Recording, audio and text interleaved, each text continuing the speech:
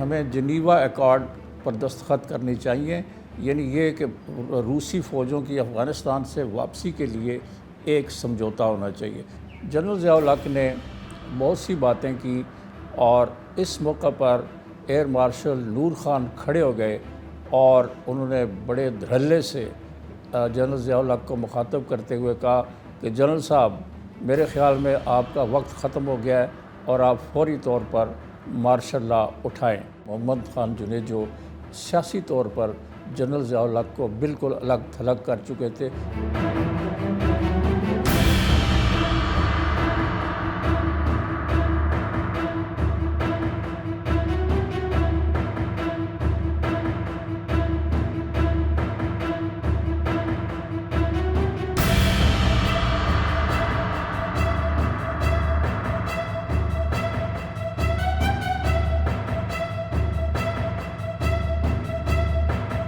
السلام علیکم ناظرین،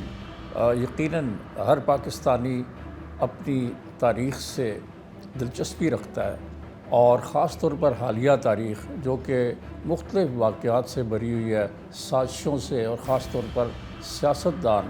جو ملک میں اقتدار کے لیے سازشیں کرتے ہیں اور ایک دوسرے کو اقتدار سے الگ کرنے کے لیے جتن کرتے رہتے ہیں۔ اس حوالے سے بہت سی باتیں ایسی ہیں جو شاید ہمارے ناظرین کے علم میں نہ ہوں۔ پاکستان کی ایک معروف خاتون جو پاکستان کی وزیر داخلہ رہیں، وزیر اطلاعات بھی رہیں، اور اس کے علاوہ امریکہ میں پاکستان کی سفیر رہیں اور قومی اسمبلی کی ممبر بھی رہی ہیں، اور ان کا نام ہے بیگم عابدہ حسین۔ انہوں نے ایک کتاب لکھی ہے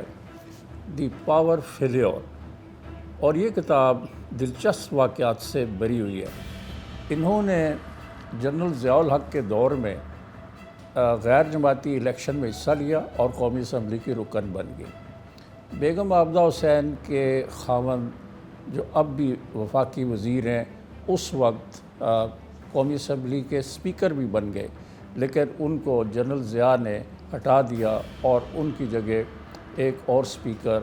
حامد ناصر چٹھا نے جگہ لے لی۔ بیگم عابدہ حسین نے اس کتاب میں بڑے انکشافات کیے۔ مثال کے طور پہ انہوں نے کہا کہ جب جنرل ضیاء الحق سے ایوان صدر میں ہم ملنے کے لیے گئے، یعنی منتخب ارکان اسمبلی، تو اس وقت وہاں پر اٹک سے منتخب ہونے والے پاک فضائیہ کے سابق سربراہ ایئر مارشل نور خان بھی موجود تھے جو قومی اسمبلی کے رکن بنے تھے۔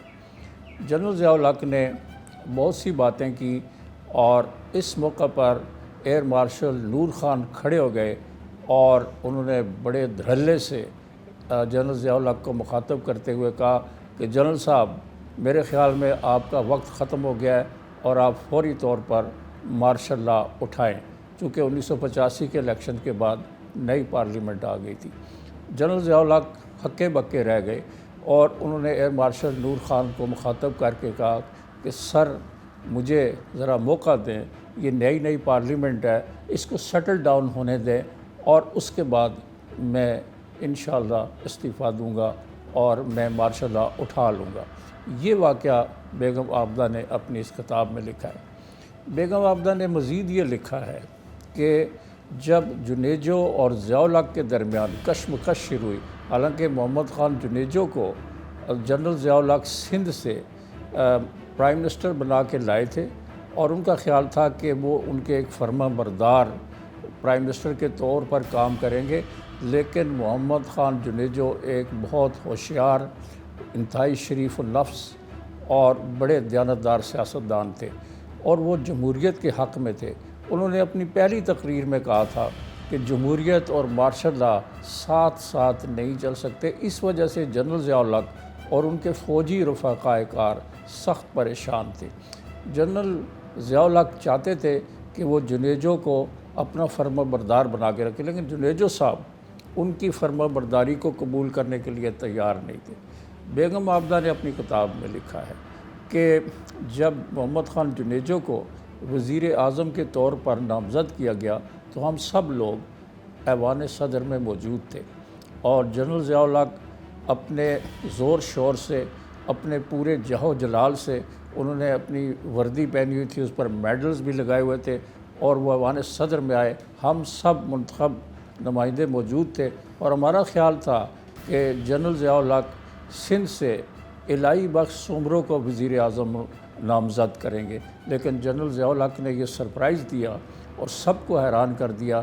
جب انہوں نے کہا کہ آج میں آپ کو نئے وزیر اعظم جو پاکستان کے مستقبل کے وزیر اعظم ہیں ان سے متعارف کراتا ہوں، اور وہ ہیں محمد خان جنیجو، جو کہ انتہائی شائستہ اور انتہائی دیانتدار شخص ہے۔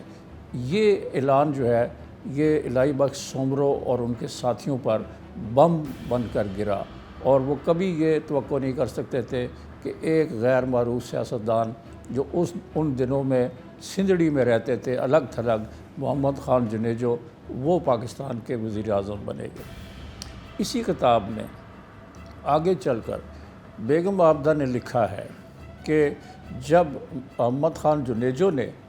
فیصلہ کیا کہ افغانستان کی جنگ ختم ہونے کے بعد 1988 میں کہ ہمیں جنیوا ایکارڈ پر دستخط کرنی چاہیے، یعنی یہ کہ روسی فوجوں کی افغانستان سے واپسی کے لیے ایک سمجھوتا ہونا چاہیے، جنرل ضیاء الحق اور ان کے فوجی رفقا جنیوا ایکارڈ یا جنیوا سمجھوتے کے سخت خلاف تھے۔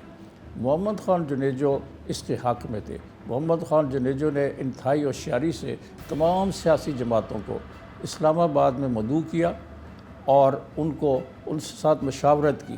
راولپنڈی میں پرائم منسٹر ہاؤس میں ایک بڑا استقبالیہ دیا گیا، اور اس استقبالیہ میں بے نظیر بھٹو کو بھی مدعو کیا گیا، جو کہ پیپلز پارٹی کی سربراہ تھی، اور جنرل ضیاء الحق ان سے بہت خائف تھے۔ وہ نہیں چاہتے تھے کہ بیگم بے نظیر بھٹو اس اجلاس میں آئیں، لیکن محمد خان جنیجو نے انتہائی چالاکی سے، انتہائی ہوشیاری سے اور بڑی چابک دستی سے تمام سیاستدانوں کو بلایا اور ان سے یہ رائے لی کہ کیا جنیوا ایکارڈ پر یا جنیوا سمجھوتے پر دستخط کیے جائے، تو تمام سیاستدانوں نے کہا کہ اس پر دستخط کیے جائے۔ یہ بات جنرل ضیاء کو بہت ناگوار گزری۔ بیگم عابدہ حسین کا کہنا ہے کہ اسی وقت سے جنرل ضیاء اور محمد خان جنیجو کے درمیان کشمکش شروع ہو گئی۔ جنرل ضیاء الحق نے بالآخر 29 مئی 1988 کو محمد خان جنیجو کو برطرف کر دیا، ان کی حکومت ختم کر دی گئی، اسمبلیاں تحلیل کر دی گئی، اور جنرل ضیاء الحق نے اعلان کیا کہ وہ 90 دن کے اندر دوبارہ الیکشن کروائیں گے۔ اس طرح جنرل ضیاء الحق نے اپنے ہی چنے ہوئے ایک سندھی سیاستدان محمد خان جنیجو کو گھر بھیج دیا، کیونکہ محمد خان جنیجو سیاسی طور پر جنرل ضیاء الحق کو بالکل الگ تھلگ کر چکے تھے، جنیوا ایکارڈ کے معاملے پر بھی، جمہوریت کی بحالی کے معاملے پر بھی، اور کئی معاملات ایسے تھے جن پر محمد خان جنیجو کی حکومت جو ہے مقبول ہوتی جا رہی تھی، جس سے جنرل ضیاء الحق خائف تھے، اور انہوں نے 29 مئی 1988 کو محمد خان جنیجو سے جان چھڑا لی۔